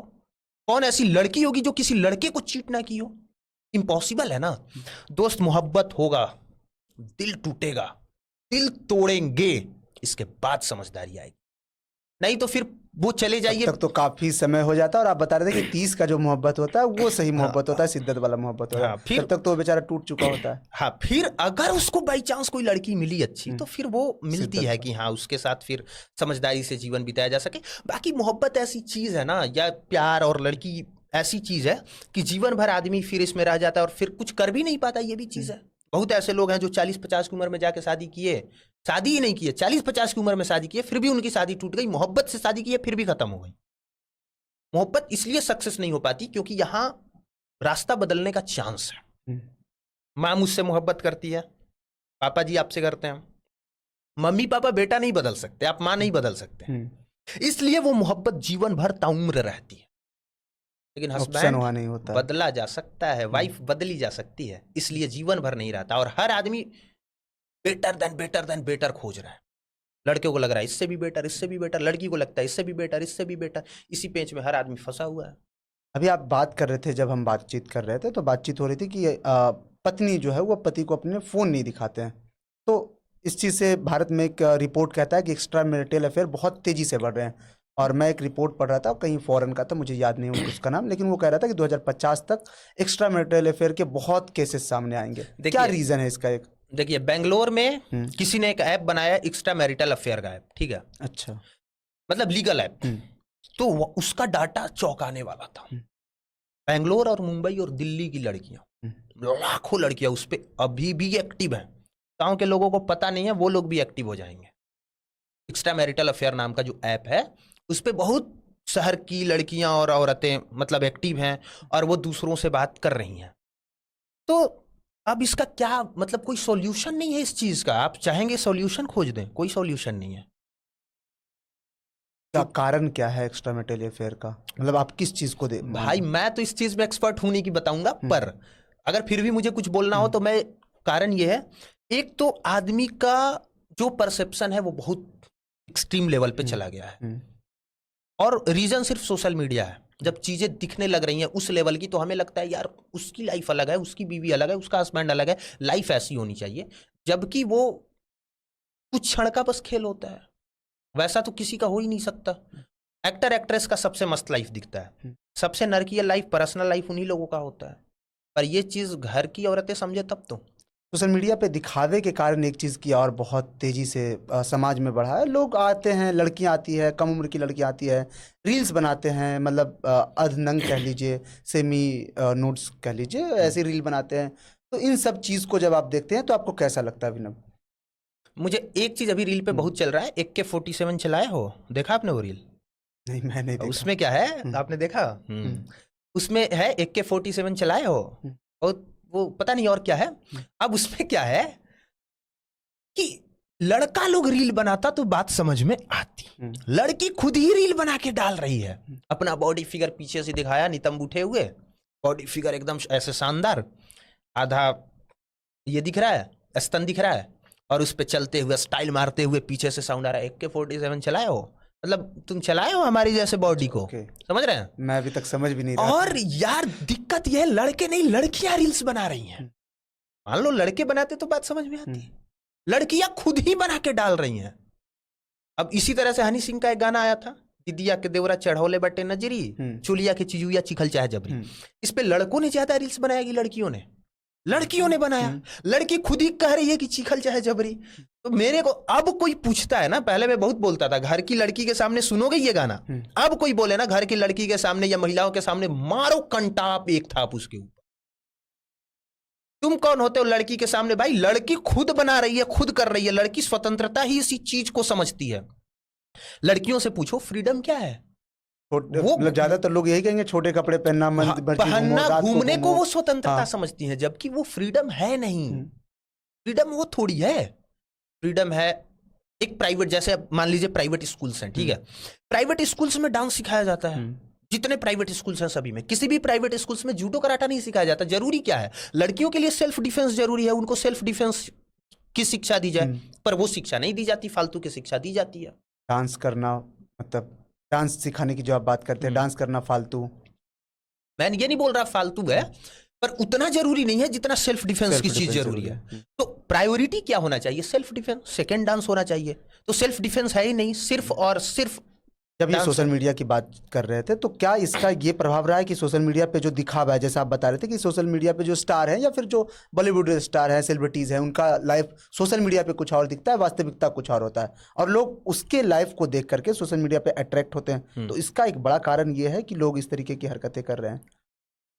हरकत सेमी न्यूड जो करते हैं, हरकत, ये यही कारण है ना कि अब दिख रहा है कि सामने वाला आदमी नंगा होकर के गलत सलत करके स्टार बन गया, सेलिब्रिटी बन गया, उसको नेम फेम पैसा सब चीज है। अरोरा है, अगर शायद आप जानते होंगे उन्हें, तो उसका करोड़ों का घर है। वो चीज दिखेगा ना कि मान लीजिए उसने छोटे कपड़े पहन के अगर रील्स बनाए, वीडियोस बनाए, इसके बाद वो जो नेम फेम पा रही है, वो तो सबको चाहिए ना दोस्त। अब बहुत बोल लिया मैं लड़कों जैसे लड़कियों के खिलाफ। अब दो चीज लड़कियों के सपोर्ट में सुनिए, ये सुनना चाहिए मतलब, और समझना भी चाहिए। एक तो ये है, किसी भी लड़की से आप पूछिए कि अगले जन्म में या अगला जन्म आपको मिले तो क्या दोबारा लड़की होना चाहोगी? कोई भी लड़की हाँ नहीं बोलेगी, ठीक है। किसी भी लड़के से आप पूछो आप लड़की होना चाहोगे, कोई भी लड़का हाँ नहीं बोलेगा। तो इतना कुछ होने के बाद कहीं ना कहीं तो प्रॉब्लम है ना दोस्त, लड़कियों के लाइफ स्टाइल में, उनकी गुलामी में। जो लड़की लड़की नहीं होना चाहती और लड़का भी लड़की नहीं होना चाहता, हर आदमी लड़का ही होना चाहता है, मेल ही होना चाहता है। ये क्यों है? ये हमारे यहाँ जो समाज है, जिस तरीके से बना, गठन हुआ, ये उस प्रॉब्लम की वजह। समझे बात? आप लाख स्वतंत्रता दे दिए, लेकिन आप कह रहे हैं कि हम स्वतंत्रता दिए। हाँ। कौन होते हो बे? कौन स्वतंत्रता होते हो तुम देने freedom वाले देने वाले? या ये डिसाइड करने वाले? ये डिसाइड और देने की जब बात आती है ना, इसीलिए समाज का स्वरूप कुरूप बनता हुआ नजर आता है। अगर शुरू में ही सब चीज इक्वल रहता तो फिर ये समस्या नहीं होती कि लड़की छोटे कपड़े क्यों पहन रही है, अश्लीलता क्यों कर रही है, फुहड़ता क्यों फैला रही है। अब सेकेंड टर्म इसी चीज को समझिए। जिसके पास बॉडी है, लड़का लड़की सेम। सबसे पहले तो ये समझिए, चाहे लड़का हो लड़की हो, सबके सोचने का तरीका एक ही है। अगर आपको 10 गर्लफ्रेंड बना के मजा आ रहा है, प्राउड फील कर रहे हैं, मेरे पास तो बंदियों की लाइन लगी हुई है, तो लड़की भी 10 बॉयफ्रेंड बना के उसको भी मजा आएगा। उसको भी लगेगा कि मेरे पीछे लड़कों की लाइन लगी है। तो थिंकिंग सेम है, पर एक्सपेक्टेशन अलग अलग है। लड़की से एक्सपेक्टेशन यह है कि एक ही बॉयफ्रेंड हो उसका, वो ऑनेस्ट रहे, और आपका अपने से एक्सपेक्टेशन है या लड़कों से एक्सपेक्टेशन यह है कि उसके गर्लफ्रेंड ज्यादा हो। सेकेंड टर्म समझिए, अगर कोई लड़का है, उसने अपनी बॉडी बनाई है, दिखाएगा कि नहीं? 6 पैक बनाया हो, डोले सोले हो, आपको लगता है कि वो नहीं दिखाएगा? बिल्कुल दिखाएगा ना, दिन रात दिखाएगा। मेरे ही डोले सोले होते, मैं क्या लगता है आपको, ये शर्ट पहन के आता, टी शर्ट पहन के आता ना, मैं अपने बॉडी दिखाता ना दोस्त। तो जिस लड़की के पास बॉडी है, सुंदर दिखती है, बॉडी फिगर है, दिखाएगी ना। एक चीज जब आप आप पहले क्लियर करिए, दिखाएगी ना। तो लड़का और लड़की दोनों की मानसिकता सेम है। लड़का भी दिखाएगा, लड़की भी दिखाएगी। लड़कियों का दिखाना बुरा लगता है, लड़कों का दिखाना नहीं लगता। मैं अभिनव जी, आप पॉलिटिक्स में भी काफी मतलब देखे हैं, पॉलिटिक्स आपने कवर किया है। पॉलिटिक्स में अब एक चीज बड़ा चलता है, धर्म को लेकर। कई पार्टियां हैं जो धर्म की ही राजनीति करती है। तो धर्म की, पहले तो मुझे ये बताइए, धर्म की राजनीति देश के लिए, राज्य के लिए कितना सही है और लोगों के लिए कितना फायदेमंद है? देखिए, धर्म तो सही है, धर्म में तो आप खमी निकाल नहीं सकते। बिल्कुल। धर्म के नाम पे राजनीति नहीं होनी चाहिए, ये एक पॉइंट है। लेकिन हमारे देश का या पूरे विश्व का सच यही है कि धर्म से अलग कोई नहीं है। इस पूरे विश्व में सबसे ज्यादा जनसंख्या ईसाइयों की है, इसके बाद इस्लाम की है, फिर अन्य धर्म आते हैं, हिंदू वगैरह आते हैं, ठीक है। अब इस्लाम क्या है? आप बोल रहे हैं धर्म की राजनीति नहीं होनी चाहिए, नहीं होनी चाहिए, मानता हूं, पर पूरे वर्ल्ड में होता यही है दोस्त। आज भी हमारे देश में क्रिश्चियन आते हैं, लालच देते हैं, धर्मांतरण कराते हैं ना। इस्लाम में तो है ही, तलवार के नोक पे धर्म का परिवर्तन कराया गया। 570 ईस्वी में मोहम्मद पैगंबर साहब का जन्म हुआ, 570 ईस्वी में। तो 570 ईस्वी से पहले इस्लाम धर्म नहीं था, वो एग्जिस्ट ही नहीं करता था, क्योंकि इस्लाम धर्म की स्थापना किसने की? समझिए इस चीज को, ठीक है। 570 ईस्वी में आते हैं मोहम्मद पैगंबर साहब, इस्लाम धर्म की स्थापना करते हैं, और इसके बाद इस्लाम धर्म आता है। तो जितने मुसलमान हैं सभी कन्वर्टेड ही होंगे ना। खुद मोहम्मद पैगंबर साहब किस जाति के थे? बद्दू जाति के थे। तो आप दे लीजिए हिंदू धर्म को गाली या सनातन धर्म को गाली, जैसा कि मैं देखता हूं बहुत सारे लोग देते हैं कि जाति फैला दिया, ये फैला दिया, वो फैला दिया। अरे भाई, तुम मूर्ख हो। ईसाई और यहूदी आपस में लड़े धर्म के लिए। हिंदू धर्म इस पूरे विश्व का इकलौता ऐसा धर्म होगा। हिंदू धर्म ही मानते हैं? कौन सा धर्म मानते हैं? हिंदू धर्म। या बौद्ध धर्म मानते हैं, या जैन, क्या हिंदू धर्म मानते हैं। तो गौतम बुद्ध जी की लगी है तुम, मैंने, ठीक है, तब हमारे धर्म से निकला हुआ ये भाग है, मैं मानता हूं इसे। तो देखिए, हिंदू धर्म से खूबसूरत कोई धर्म है ही नहीं। मैं मानता हूं सभी धर्म ठीक हैं, समान है, बराबर है, पर हिंदू धर्म की सबसे बड़ी खूबसूरती ये है ना कि यहाँ कत्लेआम नहीं होता है। ईसाइयों में कत्लेआम हुआ धर्म परिवर्तन को लेकर के। गोवा में जब सेंट जेवियर फ्रांसिस्को आए, जिसको लेके गौतम खट्टर के बयान के बाद उनकी गिरफ्तारी हुई, तो क्या करा था उन्होंने? पुर्तगाल के राजा को उन्होंने लेटर लिखा कि मैं गोवा आ गया हूं। 1540 ईस्वी में गोवा आए, लेटर लिखा, समझिएगा इस चीज को, कि मैं गोवा में जो हो वो चाहता हूं कि इस्लाम धर्म का प्रचार प्रसार। उस समय गोवा में 1540 में अंग्रेजों का शासन नहीं था, पुर्तगालियों का शासन था। तो पुर्तगाल के राजा ने कहा, सपोर्ट किया कि ठीक है करो। इसके बाद तलवार के नोक पे धर्म का परिवर्तन कराया गया। बहुत सारे हिंदू का कन्वर्जन हुआ और वो ईसाई धर्म अपनाए। ईसाई धर्म भी कब आया? ईसा पूर्व में आया, ईसा मसीह जब हुए तभी आया। तो उससे पहले क्या था? सनातन था। ये तो भाई हाँ, इतिहास है ना, इसको तो आप नकार नहीं सकते। तो ईसाई भी बाद में आए, इस्लाम भी बाद में आया, तो धर्म का परिवर्तन कैसे हुआ होगा, वो भी हमारे अपने देश में। बाहर का तो समझ में आता है, भारत में कैसे हुआ होगा? डर और लालच से ही हो सकता है। तो डराया गया, धमकाया गया। और आप पढ़िएगा गोवा में किस तरीके से जो लोग, बहुत ऐसे लोग हैं जो डर की वजह से धर्म, तो उन्होंने ईसाई अपना लिया, लेकिन ईसाई धर्म के नियमों का पालन नहीं करते थे, हिंदू धर्म के नियमों का पालन करते। फिर उनके लिए एक कमेटी बैठाई गई जिसमें जांच होती थी कि कौन ऐसे लोग हैं जो कि ईसाई धर्म अपना लिए लेकिन ईसाई धर्म के नियमों का पालन नहीं कर रहे। फिर उनके साथ बहुत जोर जबरदस्ती होता था, फिर उनको मारना, काटना, जलाना।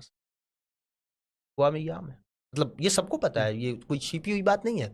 इसके बावजूद सेंट जेवियर के नाम पे हमारे देश में बहुत सारे स्कूल, कॉलेज, यूनिवर्सिटी, सब चीज चलता है। हिंदू धर्म का एक एग्जाम्पल आप नहीं दे सकते जहां तलवार के नोक पे जबरदस्ती कराया जाता हो। जातिगत छुआछूत, भेदभाव सब हुआ, वो गलत था, वो सामाजिक विकृति है, मैं उसको मना नहीं कर रहा। लेकिन जिस लेवल पे इस्लाम में हुआ, ईसाई में हुआ, उस लेवल पे कभी भी हिंदू धर्म में नहीं। मैं इस्लाम धर्म की बात कर रहा था, मोहम्मद पे। अच्छा, पूछ लीजिए आप सवाल। तुम्हें मैं ये कह रहा था कि फिर जब धर्म की बात हो रही है, आपने अलग अलग धर्म का एस्पेक्ट बताया कि हिंदू धर्म, सनातन धर्म, जिसे सनातन संस्कृति कहा जाता है, कई बार आरोप लगता है कि सनातन में हिंदू शब्द का कोई उपयोग ही नहीं है, कहीं पे लिखा हुआ ही नहीं है, फिर हिंदू धर्म कोई धर्म नहीं है, कई लोग ऐसे भी कहते हैं। नहीं नहीं, हिंदू धर्म धर्म नहीं, सनातन तो धर्म है। और जो सिंधु नदी के किनारे रहते हैं उनको हिंदू बोलते हैं, तो फिर वो हिंदू धर्म हो गया। वो कोई मुद्दा है ही नहीं कि हिंदू धर्म नहीं, सनातन तो धर्म है। सनातन धर्म को ही अब जो है उसका स्वरूप थोड़ा सा, मतलब लोग बोलचाल की भाषा में हिंदू धर्म बोल देते हैं, हर आदमी सनातन धर्म नहीं बोलता। तो ये तो कहने की बात हो गई, ये टॉपिक ही नहीं है। कई बार सनातन संस्कृति में जो भगवान हुए या हिंदू धर्म में जो भगवान हुए, उन पे भी सवाल उठता है। कई बार एक बड़े यूट्यूबर हैं ध्रुव विराट, हाँ एक मिनट, मैं इसका जवाब देना चाहूंगा। जो आपने पूछा कि सनातन धर्म में जो बहुत सारे भगवान हुए, उन पे सवाल उठते हैं कि फलाना ये था, वो था, ढिमकाना था, राम काल्पनिक थे, ये थे, वो थे, सब थे। ठीक है, मैं पूछता हूं, ठीक है, ओके, आप ये बताओ, इस्लाम धर्म की जब शुरुआत हुई, मोहम्मद पैगंबर साहब ने किया, वहां पे फिर मक्का मदीना, मक्का में किस भगवान की पूजा होती थी? आपको जान के हैरानी होगी कि मोहम्मद पैगंबर साहब से पहले मक्का में 350 देवी देवताओं की पूजा अरब के लोग करते थे। 350। और वो देवी देवता सनातन संस्कृति से जुड़े हुए थे? नहीं, वो लक्ष्मी और दुर्गा नहीं थी, उनका अपना नाम अलग अलग था, उनका स्वरूप अलग अलग था। 350 देवी देवता की पूजा करते थे। 570 ईस्वी में जब आपके ये आए मोहम्मद पैगंबर साहब और यहूदियों के कनेक्ट में आए, कनेक्शन में, जब ये बिजनेस करने के लिए बाहर निकलते थे, यहूदियों से इनका कनेक्शन बना और देखा कि यहूदियों का अपना एक अलग धर्म है, इस तरह की चीजें, तो इनके दिमाग में विचार आने लगे और फिर इन्होंने इस्लाम धर्म की स्थापना की। उसमें बहुत सारी बातें कही और मोहम्मद पैगंबर साहब ने कहा कि इस पूरे दुनिया में सिर्फ एक ही अल्लाह है, उसी की इबादत करनी चाहिए, इसके अलावा और कोई है ही नहीं। ये जानना चाहिए और आपके चैनल के माध्यम से जाना चाहिए कि जब मक्का में उन्होंने ये बात कहा ना, लोगों ने जम के उनका विरोध किया, मक्का छोड़ के उनको जाना पड़ा था। जानते हैं, मक्का छोड़ के वो गए मदीना में, मदीना के लोगों ने उनका भव्य स्वागत किया मोहम्मद पैगंबर साहब का, और इस्लाम धर्म के स्टार्टिंग में ही मार काट हुआ। मक्का में लोग आपस में लड़ गए, वो लोग जो इस्लाम धर्म को मानने को तैयार थे कि मोहम्मद पैगंबर साहब जो कह रहे हैं वो सही है, कुछ लोग कह रहे थे कि ये सही नहीं कह रहे हैं। आपस में लोग तलवार से एक दूसरे को उन्होंने काटना शुरू किया, लड़े। तब तक से मोहम्मद पैगंबर साहब मदीना का राजा बन चुके। मदीना में गए, मदीना के लोगों ने भव्य स्वागत किया। मदीना से जब वापस आए तो समझौता हुआ मक्का और मदीना के लोगों के बीच। मक्का के ही लोग आपस में लड़े पड़े थे, मदीना के लोग तो मान गए थे, क्योंकि भाई जिस मक्का में 350 देवी देवता की पूजा होती है, अचानक वहां एक ईश्वर को कोई कैसे मानने लग जाएगा? एक अल्लाह, जाहिर सी बात है लोग आपस में लड़ेंगे। जब पैगंबर साहब आए तब आपस में समझौता हुआ, जहां पे वो मक्का में आज भी लोग जाते हैं ना इबादत करने, हज करने के लिए लोग जाते हैं, तो वहां समझौता हुआ कि मक्का के जगह पे यरूशलेम में बैठ के हम जो है इबादत करेंगे या जो भी करेंगे, मतलब बहुत अच्छे से, मुझे इस्लाम में जो लैंग्वेज यूज होता है वो नहीं पता है, ठीक है। अब जब ये मर गए मोहम्मद पैगंबर साहब, तो मोहम्मद पैगंबर साहब के बाद अबू बकर, उस्मान, अली, ये सारे लोग खलीफा बने। मतलब वो अरब में क्या होता था कि जो भी बनता था वो सीधे राजा बनता था, मतलब जो भी धार्मिक गुरु होता था वही राजा, वो राजा बन जाता, उसको राजा बनाया जाता था। आज भी मुस्लिमों की लड़ाई आपस में होती है शिया सुन्नी को लेकर, आज भी ये सारे जितने मुस्लिम कंट्रीज है आपस में लड़े पड़े हैं किस बात को लेके? शिया सुन्नी। और भयंकर तरीके से लड़े पड़े हैं महाराज, एक दूसरे पे बम फोड़ते हैं ये लोग। आज भी अरब और ईरान में लड़ाई होती है। इस लेवल की लड़ाई हिंदुओं में होती है क्या? बिल्कुल नहीं। नहीं ना। नहीं। लेकिन क्वेश्चन आपको किस चीज पे उठाना है? हिंदू पे, सनातन पे।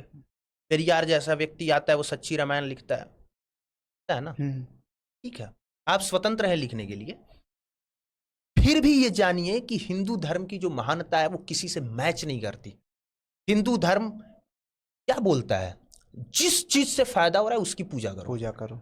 जिस चीज की फायदा हो रहा है उसको, पूजा का मतलब सम्मान देना है। तुलसी से फायदा है, सम्मान दो। पर्वत से फायदा है, सम्मान दो। नदी, धरती, पहाड़, दुनिया का कोई भी चीज जिससे थोड़ा सा भी फायदा हो रहा है, गौ, उसके प्रति आभार हम व्यक्त थोड़ी करो। गौ माता क्या मतलब? ये लोग बोलते हैं मदर, गौ माता और साढ़ पिता नहीं है। कहने का मतलब यह है कि गौ से फायदा है, आप दूध पीते हो, सम्मान दो ना उसको। बस इतनी सी बात है। अब शिया सुन्नी की लड़ाई समझिए, मोहम्मद पैगंबर साहब की। मोहम्मद पैगंबर साहब जब मर गए, मरने से पहले उन्होंने एक वक्तव्य दिया था कि मैं अली का मौला हूं, अली मेरे मौला है। मैं अली का मौला हूं, अली मेरे मौला है। अली जी थे इनके दामाद। तो कुछ ऐसे मुसलमान हुए जिन्होंने कहा कि ये कह के गए हैं पैगंबर साहब, तो अली को ही पैगंबर के बाद, मोहम्मद साहब के बाद खलीफा बनना चाहिए। और कुछ लोग कह रहे थे कि नहीं, एक पूरी सोसाइटी बैठेगी और डिसाइड होगा कि किसको बनाया जाए, तो अबू बकर को बनाया। डिवाइड हो गए मुस्लिम। जो लोग अली को मानने वाले थे वो लोग शिया हो गए, जो लोग अली को नहीं मानने वाले थे वो सुन्नी हो गए। यही शिया सुन्नी है, कुछ नहीं है शिया सुन्नी, सिर्फ मानने और ना मानने की लड़ाई है। और वो अली ऐसा नहीं है कि खलीफा नहीं बने। 20 साल के बाद अली खलीफा बने, अबू बकर बने खलीफा, अबू बकर के बाद उस्मान बने, और उस्मान के बाद अली बने। लेकिन लड़ाई तब से लेके अब तक जारी रही। और दोस्त, ये जो तलवार की नोक की बात आती है ना, मुझे ये थोड़ा घोर आश्चर्य होता है। अली के जो 2 बेटे थे, हसन और हुसैन, उन दोनों बेटों को बहुत गंदे तरीके से मरवाया गया। सीरिया का राज्यपाल था, ठीक है, नाम मुझे नहीं याद आ रहा है, उसने उमैया वंश की स्थापना करी थी, गूगल करके लोग देख लेंगे। वो क्या किया कि जो अली के बेटे थे, चूंकि अली के बाद हुआ कि हसन राजा बनेगा, हसन को मतलब खलीफा बनाया जाएगा, इसने क्या किया कि हसन को हसन की बीवी से जहर देके मरवा दिया। और हुसैन को क्या किया? राज्यपाल, जो सीरिया के राज्यपाल का बेटा था, मजीद नाम था उसका, उसने हुसैन के साथ जो 68 उसके साथी थे, 68 साथियों को मर्डर करवा दिया, सबको खत्म करवा दिया कि अली का बेटा ना हसन बनेगा ना हुसैन बनेगा, मजीद बनेगा। और मजीद फिर खलीफा बना। और जब हम हिस्ट्री पढ़ते हैं तो कई मुगल शासक ऐसे हैं भी जो सत्ता पाने के लिए अपने पिता की हत्या कर दिए हैं, कई लोग, तो ये दिखता भी है। सत्ता पाने के लिए पिता की हत्या करना ठीक है, अब चलो समझ में आता है। धर्म के लिए, मैं इस्लाम धर्म का खलीफा बनूं, इसके लिए? आप समझ रहे हैं इस बात को कि दोनों में अंतर है ना। एक राजा बनने के लिए मर्डर करना और एक शंकराचार्य की गद्दी पर बैठने के लिए मर्डर करना, दोनों में जमीन आसमान का अंतर है। मुख्यमंत्री बनने के लिए मर्डर और शंकराचार्य की गद्दी पे बैठने में, ये दोनों चीज में अंतर है। तो ये जो मनाते हैं ये लोग, मुस्लिम लोग एक त्योहार मनाते हैं, मुहर्रम, ये क्यों मनाते हैं? इसीलिए मनाते हैं क्योंकि मजीद ने हुसैन की हत्या कराई थी, उसी के शोक में मनाया जाता है मुहर्रम, और फिर ये लोग अपने आप को मारते हैं। तो इसके बाद ये उन लोगों का एक पूरा अभियान बन गया, अरब देश का अभियान ही बन गया कि सारे लोग अटैक करेंगे दूसरे देशों पे और वहां के लोगों का धर्म परिवर्तन कराएंगे। क्योंकि मोहम्मद पैगंबर साहब ने जितनी अच्छी बातें कही, सारी अच्छी बातें भुला दी गई। सिर्फ एक बात उनको याद रहा कि पैगंबर साहब ने कहा था कि एक ही अल्लाह है और उसी की साम्राज्य पूरे विश्व में होनी चाहिए। यही तो हिंदू धर्म में भी ना, हिंदू धर्म की एक अच्छी बात नहीं, हिंदू धर्म में भी एग्जैक्ट यही होता है। जो हिंदू धर्म के बड़े बड़े लोग हैं, जो बाबा बन के बैठे हैं, वो सारी बुरी चीजें, जो सारी अच्छी चीजें हैं, उस पर बात नहीं करते। जिससे उनका फायदा होता है उससे बात करते। मैं ये कह रहा था, हिंदू धर्म की भी एक अच्छी, जो मुझे बहुत अच्छा लगता है, वो है कि अगर आप हिंदू धर्म में हैं, आप हिंदू धर्म को नहीं भी मानते हैं, तो भी आप हिंदू हैं, आप मानिए नहीं मानिए कोई फर्क नहीं पड़ता, मतलब कोई आपको कुछ नहीं कहेगा। लेकिन अगर आप किसी भी अदर धर्म में हैं, आप उस धर्म को नहीं मानते, तब आपको या तो उस धर्म से बाहर कर दिया जाएगा या आपकी हत्या कर दी जाएगी, एक तरीके से कहते हैं फतवा जारी कर दिया जाएगा, ये सब होगा। तो ये एक अच्छा मतलब पॉइंट ऑफ व्यू जो मुझे लगता है सनातन संस्कृति की, अगर आप हैं मानते हैं तो भी आप हैं, नहीं मानते तो भी आप, आपकी स्वतंत्रता है ये। बाकी जब संस्कृति की बात हो रही है तो एक ये भी है कि हमारे जब सनातन संस्कृति की बात करते हैं तो वहाँ जातियों का एक बड़ा प्रथा रहा है, अलग अलग लोग डिवाइडेड रहे जातियों में, और जो पिछड़ी जातियाँ थी वो धीरे धीरे कन्वर्ट होते गए। कुछ लोग कुछ ईसाई में कन्वर्ट हो गए, कुछ बौद्ध धर्म मान लिए, और उनके द्वारा अब सनातन संस्कृति के कई ऐसे किताबें, मनुस्मृति को लेकर के बातचीत हो रही है बेसिकली, कि मनुस्मृति को लेकर के पहले तो आप क्या सोचते हैं ये बताइए, और जो मनुस्मृति को जला रहे हैं उनके द्वारा जो लोग पिछड़ी जातियों के हैं, ज़्यादातर ये लोग जलाते हैं मनुस्मृति को, वो मानते हैं कि नहीं नहीं ये गलत है। तो देखिए आपका सबसे पहले तो ये क्लियर कर दें कि सनातन संस्कृति जातिवाद को बढ़ावा नहीं देता है, वह वर्ण को बढ़ावा देता है। वर्ण की बात करता है कि ब्राह्मण, क्षत्रिय, शूद्र और वैश्य, ये 4 वर्णों की बात होती है, और ये चारों वर्ण कर्म प्रधान वर्ण थे, जाति प्रधान नहीं थे। पर समय के बाद किसी भी चीज का स्वरूप बिगड़ जाता है, ठीक है। वो ऐसा नहीं था कि क्षत्रिय क्षत्रिय में ही शादी करेगा, शूद्र शूद्र में ही करेगा, ऐसा नहीं था, ठीक है। लेकिन समय के साथ उसका स्वरूप बिगड़ता है, तो होने लग गया कि भाई जो व्यक्ति ब्राह्मण है, ब्राह्मण का मतलब सीधा मतलब था विद्वान जो शिक्षा दे, वो हर आदमी ब्राह्मण था। श्री रामचरितमानस में जो विश्वामित्र जी हैं वो ब्राह्मण थोड़ी थे, क्षत्रिय थे। परशुराम जो है वो क्षत्रिय थोड़ी थे, वो ब्राह्मण थे। मतलब ऐसे एक दो थोड़ी बहुत सारे उदाहरण हैं। ये तो वो उदाहरण है जो कथाओं के माध्यम से हम लोग को एग्जैक्ट याद है, पता है। तो वो था ही नहीं, मतलब कर्म के आधार पे चीजें बांटी जाती थी। लेकिन धीरे धीरे फिर ये हो गया कि अब उसका बेटा है तो कर्म किया नहीं किया उसको ब्राह्मण बना दिए, उसको शूद्र है तो शूद्र बना दिए।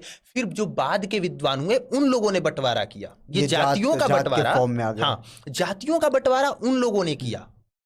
तो अब विद्वानों ने ही सारा काम बिगाड़ा है, चाहे वो इस्लाम धर्म हो, हिंदू धर्म हो, कोई भी धर्म हो। जो विद्वान बहुत होते हैं ना, वो बहुत समाज के लिए घातक होते हैं। वो इतना ना दिमाग लगाते हैं कि सब चीज बिगाड़ के चले जाते हैं, मेन फॉर्म में किसी भी चीज को रहने नहीं देते। अब मनुस्मृति की जहां तक से बात है, मनुस्मृति लोग जलाते हैं, ठीक है, जलाते हैं कि उसमें ऐसा ऐसा लिखा गया, ये चीज लिखा गया, महिला विरोधी है। मनुस्मृति जब लिखी गई, जिस कॉन्टेक्स्ट में लिखी गई, उस कॉन्टेक्स्ट में बहुत सारी बातें आपको सही लगेंगी उस टाइम ऑफ पीरियड में। अब समय के साथ वही चीज खराब लगने लग जाएगा कि ये चीज ऐसे नहीं होना चाहिए, तो खराब लगने लगेगा तो आप उसको जला रहे हैं, आप उसको ये दिखाने की कोशिश कर रहे हैं कि ये बहुत खराब है, बुरा है, ये है, वो है, फलान है, ढिमकान है। भाई मनुस्मृति के हिसाब से तो देश चल ही नहीं रहा है, तो मनुस्मृति जलाने की बात कहां से आती है? मनुस्मृति के हिसाब से जब देश नहीं चल रहा तो उसको जलाने की बात कहां से आ रही है? पॉलिटिक्स में बड़ा ये चलता है, लोग जलाते। कुछ दिन पहले देखा गया पटना यूनिवर्सिटी में कार्यक्रम के दौरान मनुस्मृति की प्रतियां जो है वो जलाई गई। मुझे लगता है कि ये लोग या तो खुद मूर्ख हैं या फिर जनता को ही मूर्ख समझते हैं। और सबसे इंटरेस्टिंग बात यह है ना कि सवाल यहीं से शुरू हुआ था, धर्म की राजनीति से, और यहीं पे आकर के हाँ, अटक गया है। मुझे सबसे ज्यादा इंटरेस्टिंग ये लगता है कि जिस व्यक्ति को आप बोलोगे कि हिंदू धर्म का प्रचार करो, वो हिंदू धर्म का प्रचार नहीं करेगा, इस्लाम की बुराई करेगा। हाँ। आप बोलोगे इस्लाम धर्म का प्रचार प्रसार करो, वो इस्लाम धर्म का प्रचार प्रसार नहीं करेगा, हिंदुओं की बुराई करेगा। यही तो मेन प्रॉब्लम है। तुमको अपनी जाति का विकास चाहिए, करो विकास। उसके लिए अगड़ी पिछड़ी जातियों या किसी भी जातियों का बुराई करने की क्या जरूरत है? जब आप किसी भी चीज की बुराई करते हैं ना, फिर आप अपने समाज को ऊपर नहीं उठने देते। और ये सारे लोग जाति के नाम पे जो भी आगे बढ़ाने का काम करते हैं वो यही करते हैं। अच्छाइयाँ बताइए लोगों के सामने जाकर के कि हमारी अच्छाई क्या है। अगर उसको मान के लोग आपके धर्म को या फिर आपकी जाति को सर्वश्रेष्ठ मानते तो ये अच्छी बात है। दूसरे को नीचा दिखा करके आप ऊपर खुद को दिखाने का प्रयास वो ठीक नहीं। इसे आप ये बेसिकली ये कह रहे थे आप। हर आदमी को अपने धर्म की अच्छाई करने का, उसका प्रचार प्रसार करने का पूरा हक है। लेकिन जब आप किसी को मूर्ख बना के धर्म परिवर्तन कराते हैं, उसको पता भी नहीं होता कि हमारा धर्म परिवर्तन हो रहा है, फिर ये गलत है। आपको ये जान के ताज्जुब होगा कि सारे लोग अलग अलग जाति, अलग अलग धर्म के थे। लेकिन जब इस्लाम धर्म आया, मोस्टली लोग इस्लाम धर्म चेंज, मतलब मोस्टली देश कर लिए। मक्का से शुरू हुआ था ना, फैल गया बहुत सारे देश में, आज सेकंड नंबर का सबसे बड़ा धर्म है। तो बहुत सारे लोगों का धर्म परिवर्तन हुआ, भारत में भी हुआ, लेकिन उस लेवल पे नहीं हुआ। क्यों? क्या कारण? क्योंकि हम संस्कृति से जुड़े थे, हमारे अंदर जो धर्म को लेके भाव थे वो इतने गहरे थे कि तलवार की नोक पे भी पूरी आबादी को बदला नहीं जा सका। ना तो पूरी तरह से ईसाई में कन्वर्ट हो सके और ना ही पूरी तरह से इस्लाम में कन्वर्ट हो सके। इसके बाद हमारे ही धर्म में से एक और शाखा फूटा, बौद्ध धर्म। गौतम बुद्ध जी ने भी खूब प्रचार प्रसार किया जम के, ठीक है। गौतम बुद्ध को कोई रोकने गया? नहीं। गौतम बुद्ध ने कुछ गलत किया? नहीं ना, अपने धर्म का प्रचार प्रसार किया। अच्छा, और बहुत सारे लोग बौद्ध धर्म में कन्वर्टेड हुए, लेकिन सारे लोग नहीं हुए। नहीं। ये जब बौद्ध धर्म की बात और आज ये हिंदू धर्म की खूबसूरती है कि हिंदुओं के मंदिरों में बौद्ध की प्रतिमा लगी रखी जाती है। क्यों रखी जाती है? वो तो अलग धर्म है, क्यों रखी जाती है? हमारे पुराणों में गौतम बुद्ध को भगवान का ही एक अवतार माना जाता है। ये हमारे ही धर्म की खूबसूरती है। भगवान विष्णु के अवतार माने जाते हैं। मेरा ये सवाल है कि जब बौद्ध धर्म की बात हो रही है तो जो बौद्ध धर्म में बुद्ध भगवान ने उपदेश दिए थे, अभी लगता है आपको कि वो उपदेश बौद्ध धर्म के मानने वाले लोगों में बचा हुआ है? देखिए, वो तो किसी में भी नहीं बचा है। मैं बौद्ध धर्म को ही क्यों टारगेट करूं? हिंदू धर्म के लोगों में भी हिंदू धर्म में जो है सनातन धर्म में वो नहीं बचा हुआ है। ना तो ब्राह्मणों का अपना कर्तव्य बचा है, ना क्षत्रियों का किसी का नहीं बचा है। उसी तरह से बौद्ध का भी नहीं बचा है, किसी का नहीं बचा है। जितना उलूल जुलूल चीज है ना वो बचा है। जैसे कि मोहम्मद पैगंबर साहब की सारी सीखें हटा दी गई, सिर्फ एक सीख याद रखी गई कि विश्व विजयी अभियान पर निकलो और इस्लाम धर्म का परचम बुलंद करो। वही चीज हिंदुओं के साथ भी हुआ। सारी चीजें भुला दी गई, जातिवाद याद रहा, छुआछूत याद रहा। डॉक्टर भीमराव अंबेडकर जी का एक कॉन्सेप्ट मेरे को बड़ा प्यारा लगता है कि उस समय डॉक्टर भीमराव अंबेडकर जी चूंकि बहुत पढ़ लिख चुके थे, बहुत आगे बढ़ चुके थे, लेकिन फिर भी उनका ग्लास का छुआ कोई पानी नहीं पीता था। भाई, जातिवादी मानसिकता, नहीं पीते थे लोग। भीमराव अंबेडकर इतने पढ़े लिखे आदमी थे, उन्होंने बोला, मतलब किसी ब्राह्मण ने छूने से मना कर दिया तो भीमराव अंबेडकर जी ने बोला कि अरे भाई, आप लोगों में तो मंत्र है, मंत्र से शुद्ध करके पी लीजिए। ब्राह्मण को मंत्र नहीं पता था, भीमराव अंबेडकर जी ने वो मंत्र बोल दिया। भीमराव अंबेडकर जी ने सीधे बोला, ओम अपवित्र पवित्रो वा सर्वावस्था वतोपि वायम स्मरेत पुंडरीकाचा सहबाय अभयंतरा सूचि। हो गया, पी लीजिए। मंत्र से जब आप शरीर की शुद्धि कर लेते हैं तो मान लीजिए मेरे छूने से आप अशुद्ध हो गए, तो मंत्र पढ़ के खुद को शुद्ध कर लीजिए। ये शरीर के शुद्धि का बेसिकली मंत्र है, ये पानी का नहीं है। तो शरीर की शुद्धि करके पी लीजिए। तो भीमराव अंबेडकर जी वो थे, वो पढ़े लिखे आदमी थे, मतलब ये तो पूरी दुनिया जानती है। भीमराव अंबेडकर जी की बात हो रही है तो उनके मानने वाले जो एक बड़ा वर्ग है वो एक कॉन्सेप्ट लेके चलते हैं। सबसे बड़ा प्रॉब्लम क्या है कि भीमराव अंबेडकर जी को, वो तो सबके हैं, उन्होंने सबसे बड़ा प्रॉब्लम देखा कि हमारी कास्ट में सबसे बड़ी प्रॉब्लम है, इनको छूआछूत इनके साथ है, जातिगत भेदभाव, उनके लिए उन्होंने आवाज उठाना शुरू किया। प्रॉब्लम ये हो गई ना कि कुछ कास्ट के लोग इनको इतना अपना बना चुके हैं कि बाकी लोग भीमराव अंबेडकर जी से दूर जा रहे हैं। अगर भीमराव अंबेडकर जी की जयंती है, सबको शामिल होना चाहिए। ये वो किसी एक के तो थे नहीं, वो तो उन्होंने पूरे देश निर्माण में अपना सहयोग दिया है ना। लेकिन अब ये लोग क्या कर रहे हैं, मैं सोशल मीडिया पे आपने भी देखा होगा, 100 लेके जा रहे हैं, भीम नाम सत्य है बोल रहे हैं। वही मैं कह रहा था कि एक बिल्कुल अभी भीम चर्चा करके एक चला रहे हैं, शिव चर्चा को लेकर के। शिव चर्चा नहीं, हम भीम चर्चा करेंगे। ये इतना विशुद्ध नौटंकी है। यही वो चीज है जो आपको नीचे लेके जाता है। जब आप किसी चीज को बिल्कुल सर्वश्रेष्ठ दिखाने के चक्कर जब आप किसी चीज के स्वरूप को बेहतर करने के चक्कर में घटिया कर देते हैं।